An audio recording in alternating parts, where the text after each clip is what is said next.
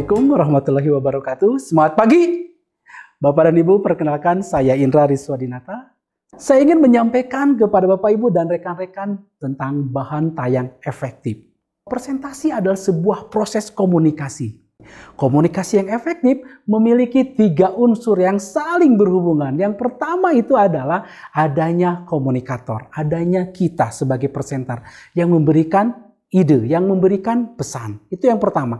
Yang kedua adalah adanya audien, komunikan, yaitu seseorang yang menerima pesan kita. Dan yang ketiga yaitu adanya media, adanya bahan tayang. Ini adalah 3 unsur yang saling berkaitan, yang mengakibatkan komunikasi kita efektif, membuat bahan tayang kita efektif. Kita akan bahas satu persatu nanti bahwa yang kita sampaikan memiliki unsur-unsur efektivitas dalam sebuah komunikasi. Baik, di dalam presentasi yang berkelas dunia, di dalam presentasi yang baik, memiliki 3 prinsip juga. Yang pertama adalah memiliki konten yang hebat, great content. Ini yang pertama. Yang kedua adalah adanya great design. Dan yang ketiga adalah great delivery. Penyampaian yang hebat, konten, desain, dan penyampaian yang hebat. Ini merupakan satu kesatuan prinsip yang harus kita pergunakan dalam presentasi kita.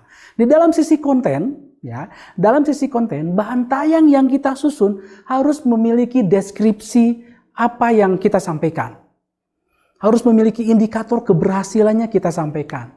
Dan ini menyampaikan semua materi pokok dan submateri pokok yang sudah ada disusun sebelumnya. Di dalam kurikulum contohnya harus disampaikan. Dan yang penting adalah bahwa konten ini sesuai dengan kebutuhan audiensnya. Maka kita harus identifikasi terlebih dahulu kira-kira apa yang menjadi kebutuhan audiens kita. Yang kedua adalah great design.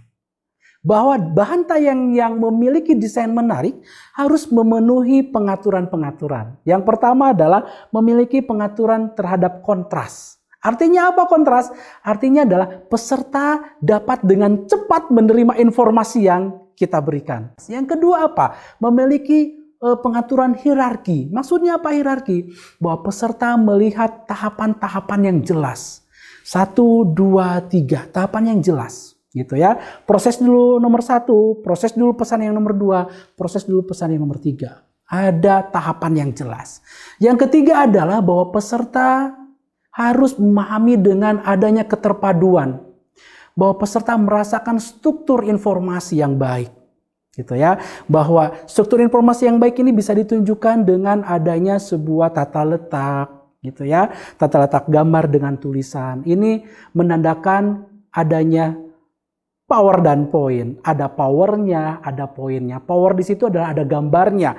Poin itu adalah pesan yang disampaikan. Dan yang keempat adalah ada kedekatan jarak. Bahwa yang jauh pasti akan lebih kecil desainnya. Dan yang lebih dekat pasti desainnya lebih besar. Supaya apa? Supaya secara visual menangkap inti dari pesan yang kita sampaikan. Itu harus melakukan pengaturan tersebut. Dan yang terakhir adalah pengaturan alir. Bahwa peserta mengetahui urutan untuk memproses informasi tadi 1, 2, 3 atas bawah bahwa alur ceritanya jelas mengalir berkaitan dengan alur cerita yang kita sampaikan. Selanjutnya membuat bahan tayang dengan memperhatikan great design yaitu adalah bahwa bahan tayang harus menggunakan 4 elemen visual. Apa saja itu 4 elemen visual? Yang pertama adalah background. Bahwa background harus menyesuaikan dengan tema. Hati-hati dengan warna background. Ketika backgroundnya gelap, maka tulisannya harus terang. Dibalik ketika backgroundnya terang, maka tulisannya harus gelap. Yang kedua adalah warna. Hati-hati menggunakan warna. Pergunakan visualisasi warna yang baik. Hati-hati menggunakan warna-warna yang membuat mata kita cepat lelah. Seperti warna merah. Pergunakan unsur-unsur harmonisasi warna dan fisiologi warna. Yang ketiga elemen visual yaitu adalah teks. Ini terkait dengan unsur keterbacaan dari sebuah bahan tayang.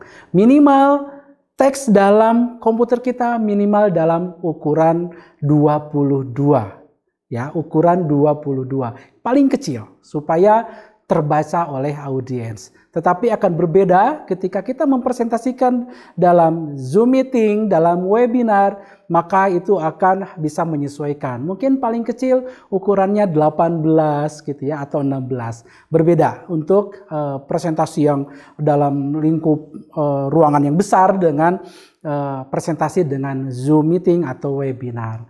Dan yang keempat, elemen visual itu adalah gambar, yaitu bagaimana kita menguatkan pesan dengan potret, dengan foto, dengan grafik, dengan peta, dengan bagan, dan dengan alur.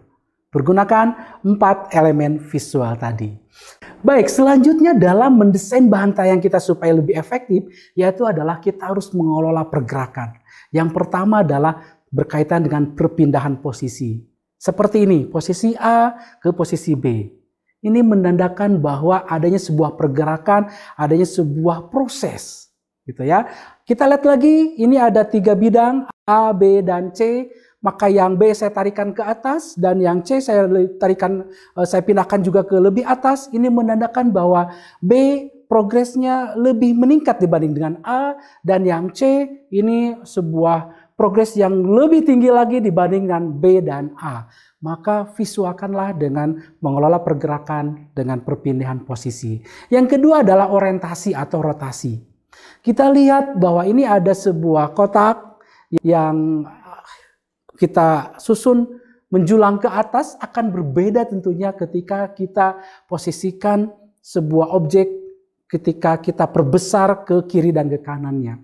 Ini artinya apa? Bahwa ini adalah memberikan pesan yang berbeda tentunya. Dan yang ketiga adalah berkaitan dengan skala perbesar atau perkecil.